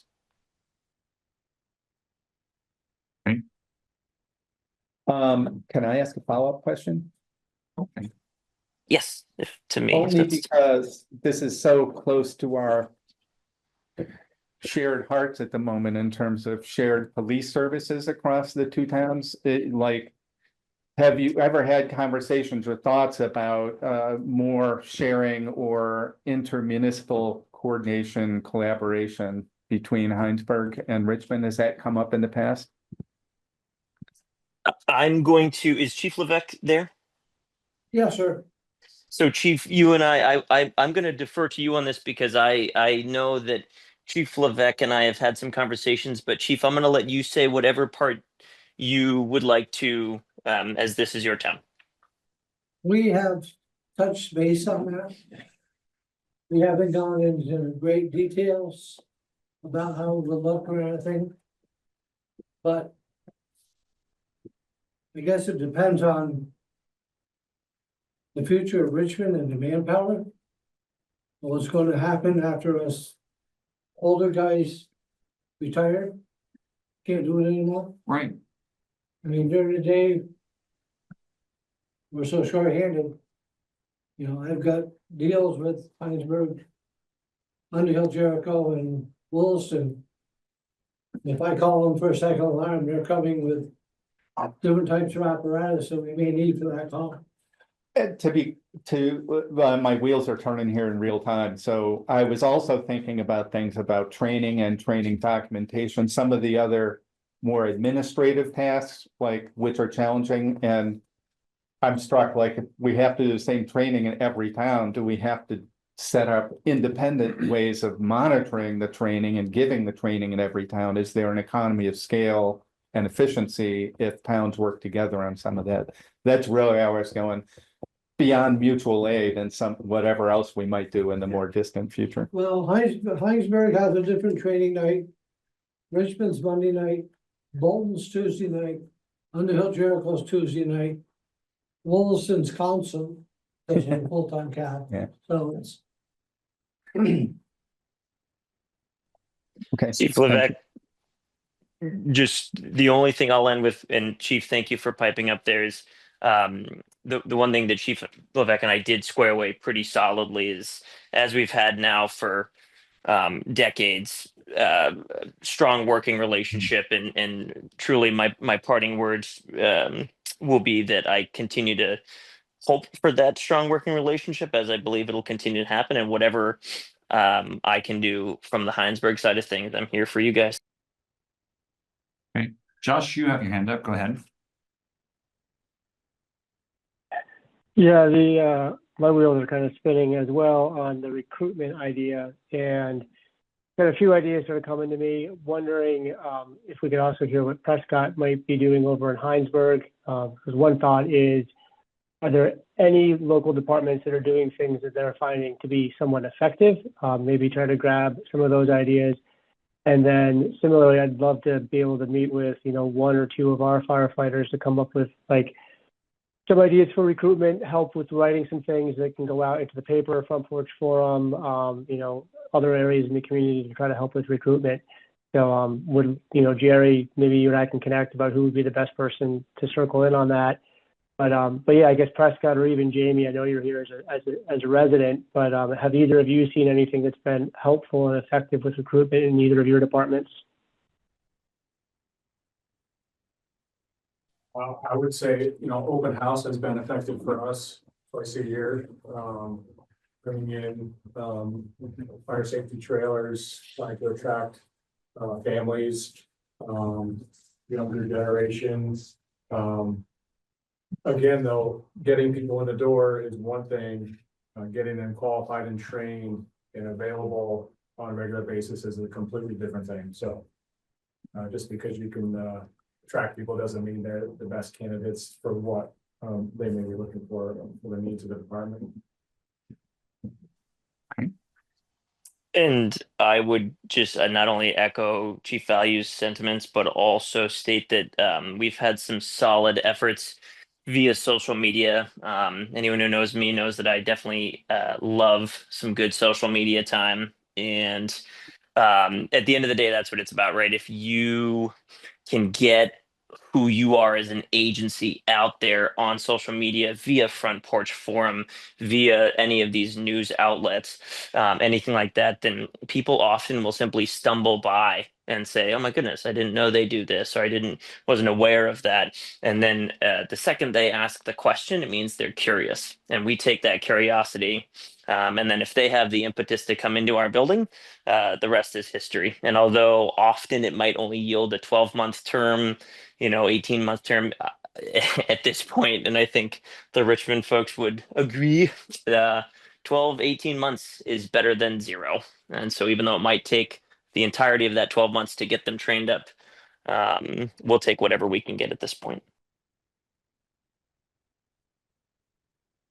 No, similar to that, I know I was on a few different departments, but one of them, I was actually shocked the most about how many people there were in the town that were not firefighters anymore and have been in the department for like 2, 3, 5 years, had stuff going on and stepped back, which at the time was kind of surprising, like, oh, they don't retain these people. But looking at it now, I mean, they have huge community support. So I think Waterbury comes to mind in particular, but there's others where they have huge community support. So this knowledge of what the department's doing and what their limitations are is much more dispersed throughout the town. So when it is time to recruit, even if the people aren't in the department, there's people who know what they're doing, they know the limitations. There's a whole network of people that can call on too.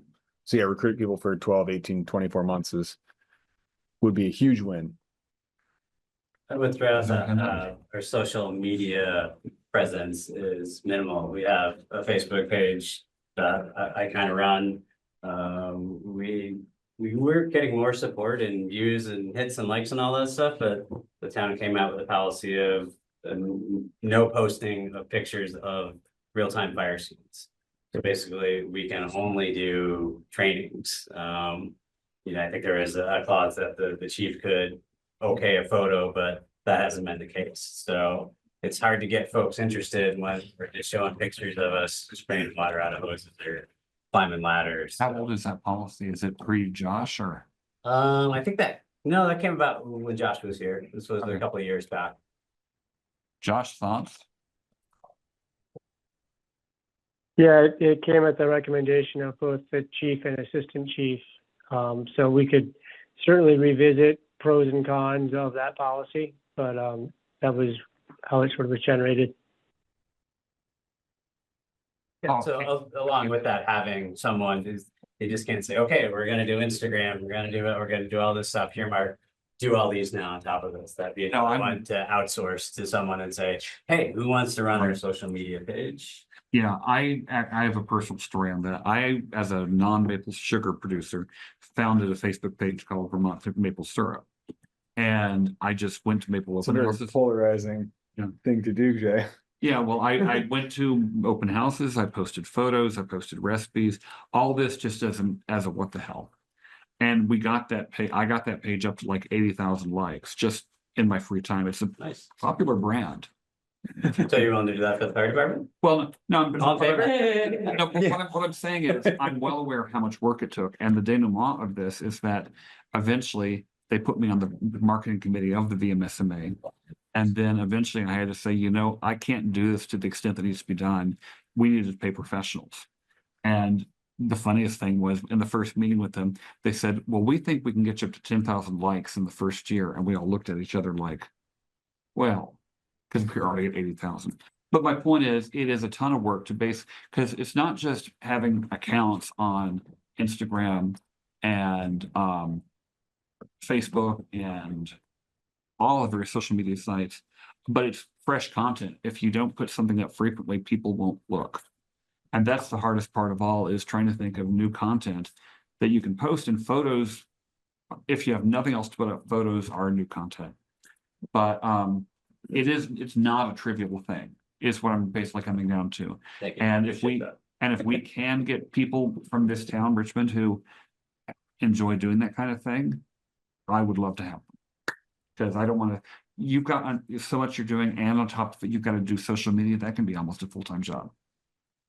And that's the kind of thing of, I'd like to be able to free you all to work on what really counts, is putting out fires and keeping yourself safe, and not making you do things that are kind of adjacent to that, but not really directly involved. Okay, that seems to be kind of a recurring theme. Just personally, I think the department, we're great that the select board is open and receptive to these ideas. So that is appreciated. Okay, Caitlin, I apologize. I keep not seeing you.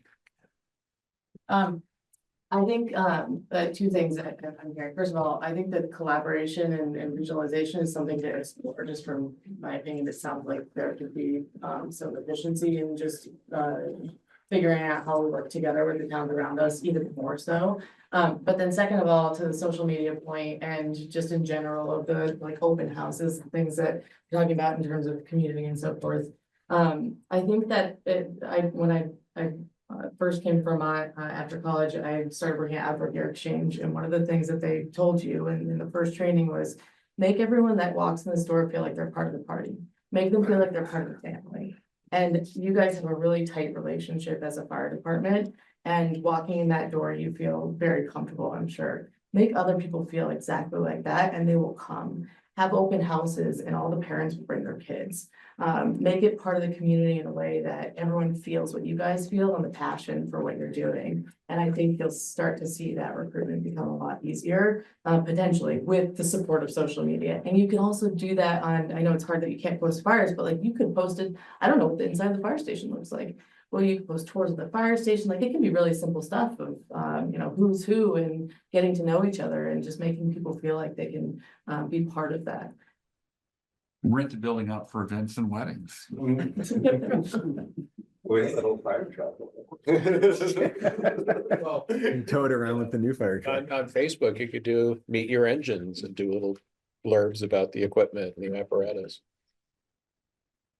Sorry, one more comment about that. I mean, Touch a Truck Day, it's the best day of the year for the kids, like they all wanna go, right? some of the So adults. imagine that they had it on social media, I'm gonna be looking for that and showing my kids what's going on. It's good. Good. Michael? If I could throw one thing out, since she's talking about touch a truck day and such, and it does nothing to do with the report. In our fire station, and the people online can know, and the people here, we have a 1932 Maxim fire truck. Which needs to be worked on and restored, or it is a worthless piece of junk. It needs, let me finish.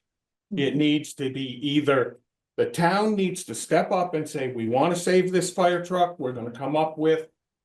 I'm gonna guess between $50,000 and $100,000 to restore this truck. It needs motor work, transmission work, rear end work, brake work, body work. Outside of If that, the town isn't gonna do that. We need to put that truck up for sale, Hemmings Motors or whatever, let me finish, and get it to somebody that cares about it. Because right now, it is sitting there, it is rotting away. And it's just gonna continue to rot away until it's nothing. We need to do something about that, and as the town select board, I'm just throwing it out to you to get it into your heads. It's Yeah. gonna be expensive, but if you're gonna do it, you need to do it right. Or to sell it. Could I follow up? I think this is on the list, literally what you're talking about. This reminds me so much of the water sewer thing.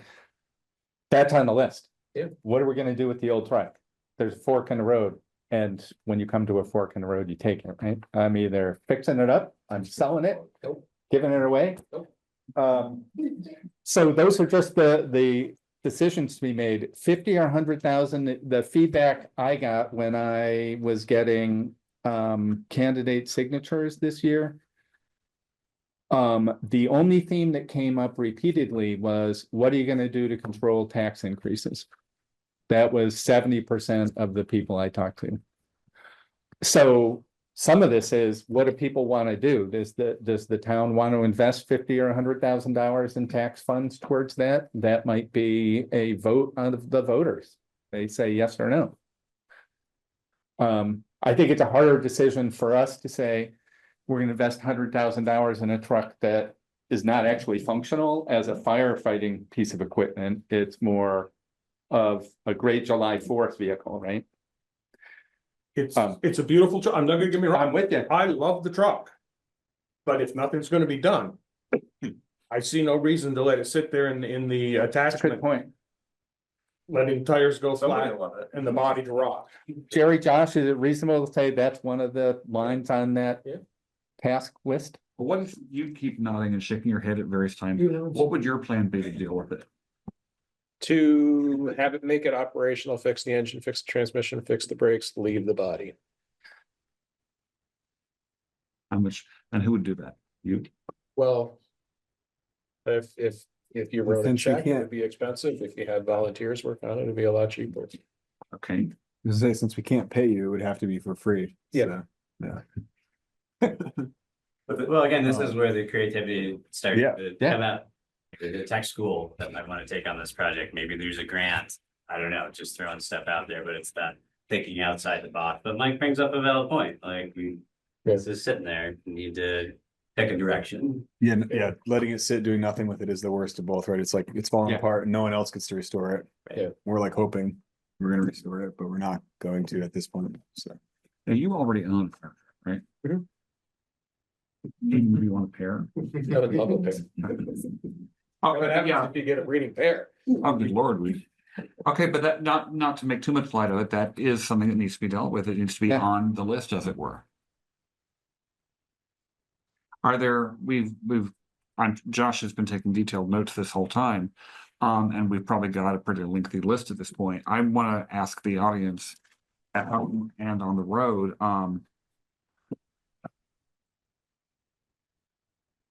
is there anything, and also to go back to Doug here, is there anything that was in your study that we've not hashed out that you think, we know that we got to deal with the propane tanks. We know we cannot have massive explosive fire hazards out back of the business plot. Have we overlooked anything?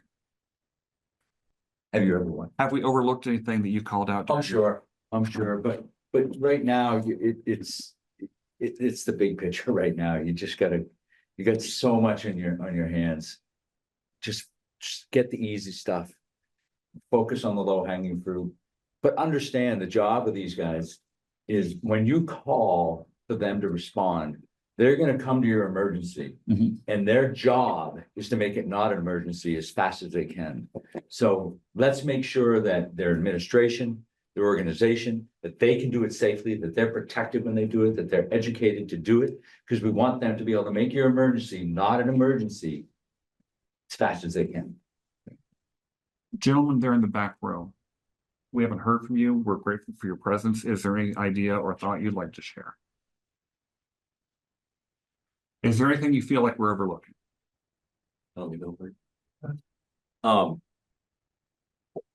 There's probably 1,000 things you're overlooking. Again, we don't have the time that's why we're here. But Okay, I guess the very first question I have, what was the intentions of the select board to have this audit?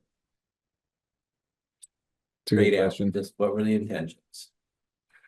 Well, on the board, we've known about the recruitment and retention problem for years. That's something that we've sort of been scratching our heads with no direction on how to solve. And Doug was kind enough to volunteer because we were discussing on the board hiring a consultant. Well, that costs money. So Doug very kindly offered his time to do an assessment, which is huge. I mean, it gets the ball rolling, it asks the tough questions, and it starts the conversations. So that's the genesis of Doug's report. I don't want to wrap this up, but Doug, I do want to thank you for coming in and sharing your assessment. It's not lost on us that you volunteered this, then you offered this. This isn't something that we're compensating you for. And it is a great starting point. It got a room full of people to have these conversations and get the ball rolling, which is perfect. So thank you. But that's where that was the genesis of where this came from. I could add to that, there was also a history here. Certainly, people came to us and said there's this recruitment problem. So that was sort of the tip of the iceberg, if you will. That was the presenting issue. We're also aware of other things in the past, like at one point, a lot of turnout gear was outdated. And we woke up one day and found ourselves having to replace virtually all of the turnout gear because of its age. Which then suggested there's like an inventory management challenge of how we track all these different pieces of equipment and when they're due for replacement. And so those were just informing some of this stuff. And also the idea that, often when people want to be firefighters, they don't want to deal with the administrative stuff, which is the less fun part. So I think we're aware of that as well, like wanting to, when you can, respond to a call or drive the truck or show up is different from all this other stuff of inventory management, looking at the building, what needs to be done on the building. We also woke up on one day and there was some deferred maintenance on the building itself. And this frankly was with the chief and the assistant chief. It wasn't the select board coming up with all this stuff on its own. It was like, oh yeah, so let's like put out that fire. What's the next fire we got to put out?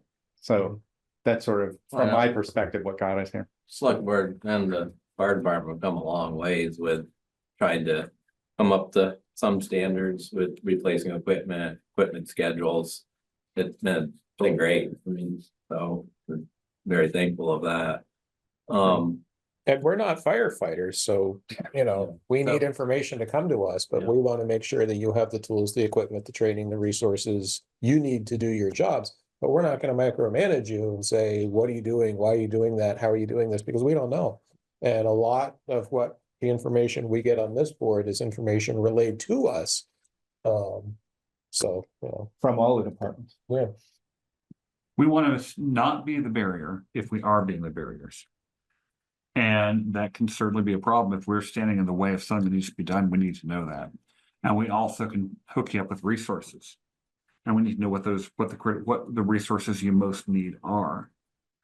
And then, as has been said, the rest we need to have a really good back and forth communication, working on the priorities. But at the end of the day, we want to keep you safe. We want to get more firefighters. And we want to help you keep doing what you've been doing. I think everybody in this room agrees that a volunteer fire department is a community resource. It's a community resource that the community needs to rally behind, the community needs to be proud of, the community needs to invest in. I think that's the goal we all want. I guess I would sum up our goal, like for the department, more simply is just, select board's goal. I can't speak for everyone. My goal, I think this would be a common goal, would be to have a functioning fire department indefinitely. And it seems like the trajectory we're on right now with just staffing and all that. I mean, I'm familiar with it, and it's not going in the right direction for really anyone, any volunteer department or most. We're going in the wrong direction. So kind of get the conversation started about how we hopefully turn that around. And then I think we kind of touched on it in parallel to that, is if that's not reasonable, what's our backup plan? Because what we don't want to have happen is not have a functioning fire department. They can't show up to calls and all that. And I don't think we're there, but I think we're closer to that than we are to a fully staffed, trained, functioning department that was, 20 years ago or whatever, right? So just recognizing that we're going in the wrong direction and we want to turn the ship around. And if not, we want to have a backup plan or some kind of plan there. And then I don't know. My ideas as a select board member are pretty bad. My ideas as a firefighter are incrementally less bad. So I think, if we extrapolate that, I think the good ideas for this are going to come from you guys, and you guys are intimately familiar with what it takes to do it, what our town needs, and kind of the limitations of this physical and demographic and whatever area. And so it's all going to come from you guys. But the money and the support can come from us, and that's all we got, really. And that's gonna be difficult for you guys, very difficult. You're in every department, everything, is escalating in prices, the cost of anything. And then the cost of trying to find somebody to train, no matter who you get in on the fire department, whether they know nothing about it or have some valuable experience, everybody wants to train, and there's an enormous cost of that nowadays, because it's difficult to do in-house training with a small department that, when drills only half the department, if that shows up for whatever reason. So out-of-house training is valuable stuff, but that's a cost. Another, like you said, you're all the looking for signatures. How do you bring costs down in a town? If we're not doing it with this meeting. Well, I will say though, if I could, Jay, that I have seen support both general and specific for the fire department my entire time here in Richmond. Of all the things that people support, I think fire department, fire protection is one of the things that's at the top of the list. So I think historically there has been general support. I'm not going to suggest what future tariffs might do to our supply chain and buying things like trucks, but I do know we also have a demographic and workforce problem. I don't know of a single agency. My career was spent in human services. I cannot think of any kind of provider agency that doesn't have a worker shortage. Crisis. And in some places, some agencies are like 25% vacancies and are raising compensation and wages and trying to be flexible with working conditions. So some of that is literally our demographics. So part of this is, somebody mentioned thinking outside the box, like what do we think will be effective at recruitment and retention in our current state? It would seem to me that what worked 50 years ago might not work anymore because we have a different world and a different demographic. But I don't have any brilliant ideas of what's going to work today either. And we haven't gotten the cloning technology working. Okay, yeah. So I would say just also too, along those lines, like Mike brings up a great point that to do this stuff, more money, we're gonna need more money. And it's this era of the town, and like I said, townspeople saying, hey, no, we need to cut no more. This is where as a select board, we're looking for you guys to come up with a well-crafted narrative to get out there and tell the story of like, hey, we got two guys showing up for the fire call, a guy that's been on the department for 50 years. They're doing the work of 5 guys because there's only 2 guys there, and just playing on that. I don't want to say playing, but making the public aware. Like, we've had very good support for your community. That's great, but to really let them know, hey, we're struggling here. When you call 911, you want 6 beefy firefighters to show up, and it's like, well, you're getting 2 because that's what we got. But still beefy. Still beefy.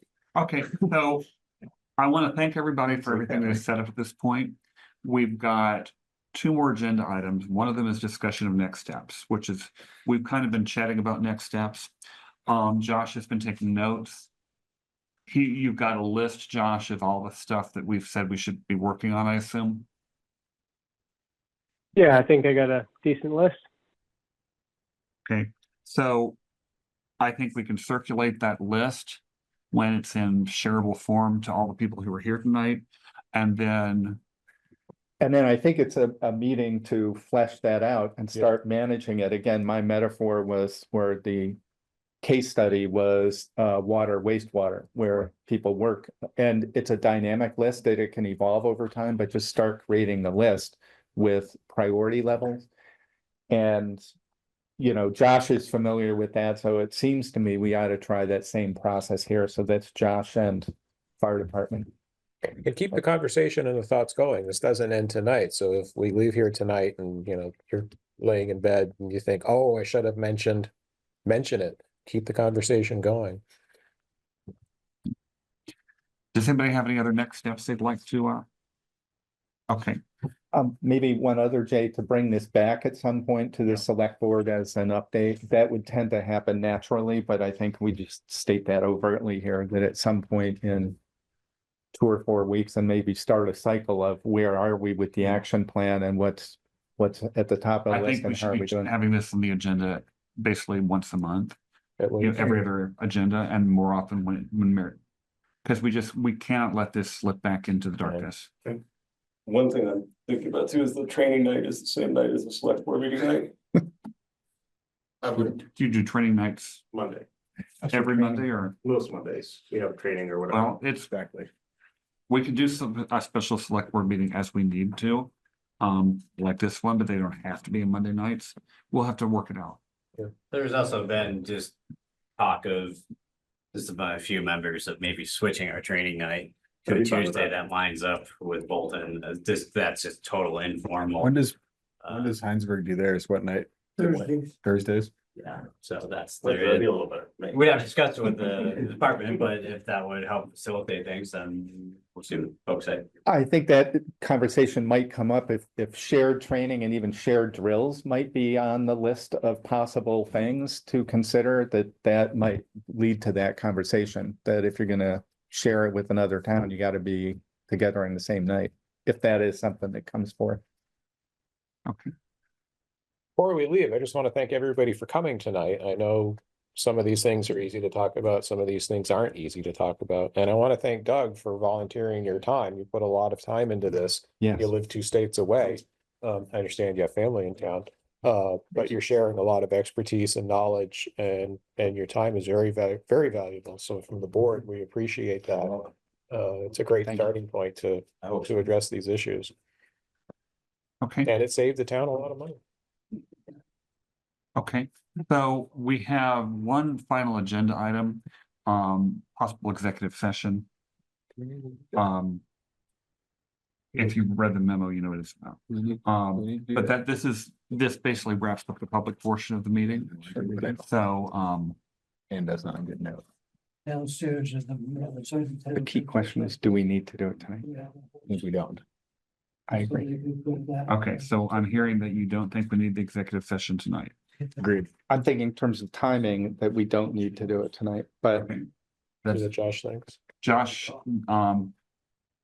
these gentlemen here are saying they don't think we need the executive session tonight. What are your thoughts? Yeah, I guess it's up to you guys unless you wanted to hear anything from Doug. But he also might be able or willing to zoom in at another time if you wanted to. That works for me. It's 9 o'clock. Okay, I think we're on I think we had a good meeting with everyone. I think we can just wrap it up now. wrap it up. Okay, with then I that. entertain a motion to adjourn. Second. Okay, with motion to adjourn made by David Sanders, seconded by Bart Hill. Is there any discussion? Okay, seeing none, please state your name and your vote. Adam, hi. All right. David, I. Thank you all for coming tonight. Feeling you're part of the board now. You can vote to. Say aye. Hi. What's this? And J.I., we are adjourned. Thank you all.